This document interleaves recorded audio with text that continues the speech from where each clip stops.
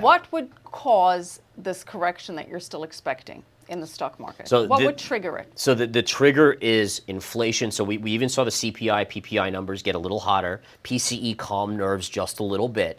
But again, if we see inflation sticking around 3% and maybe even upticking to 3.5 to 4%, and we do start to see a recession emerge, the Fed is going to be handcuffed.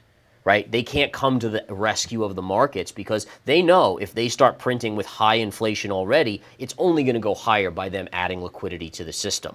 So again, that's your case for a big market correction when the market basically gets caught with their pants down and it says, oh my gosh, the Fed cannot rescue us. They can't come to the rescue like they did in 08, 09, or in COVID 2020 or these other periods. Even in 2018, I still remember vividly, the stock market dropped 20% in like 6 weeks, and the Fed was like, we're going to hike, and as soon as it dropped 20%, the Fed was like, no, we're going to cut now.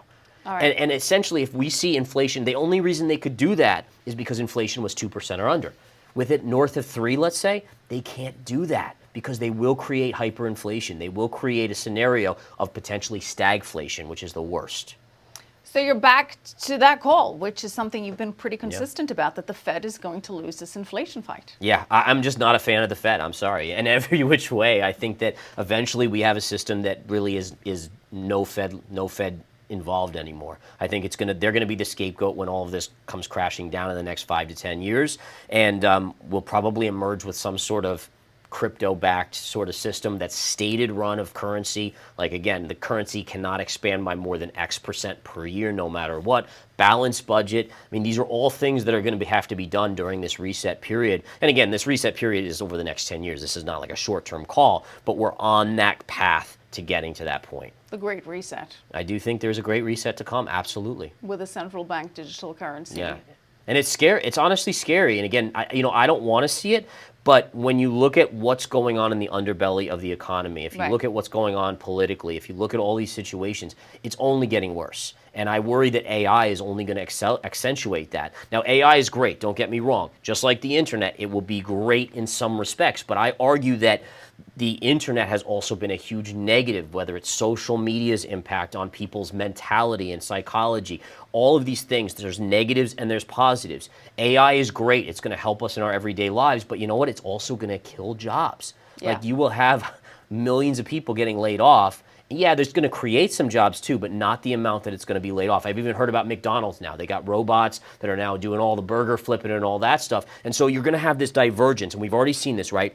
Where you have the really wealthy people and then you have the poor people. And that middle class just continues to shrink and shrink and shrink. And AI is only going to accelerate that.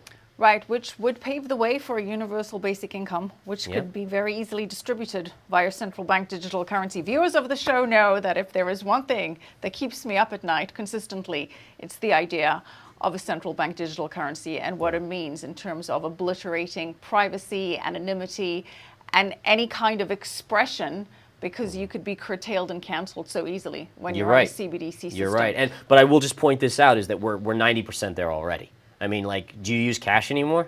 I personally do, as a personal form of protest, because I'm trying to keep cash alive. So I try to make a concerted effort to use cash. But most people, but fair enough. I would say if you go to the average person, they have very few dollars in their wallet, and it's credit cards.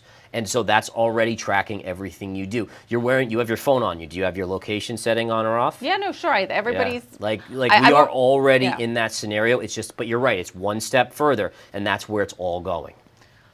But that's still maybe a decade out, even though we have had Congress making some pretty strong statements against a CBDC, at least on the Republican side. Right, you know why, right? They don't want the privacy totally, because they're the ones that do half the shadiest stuff of all of us, right? I mean, so like... Valid point. Probably, it has become a political issue. We've had President Trump address it on the campaign trail. It is getting a little bit more political traction and coverage, and at least, at the very least, understanding that this is something that needs to be approved by Congress before it gets passed through. But CBDC's conversation for another time.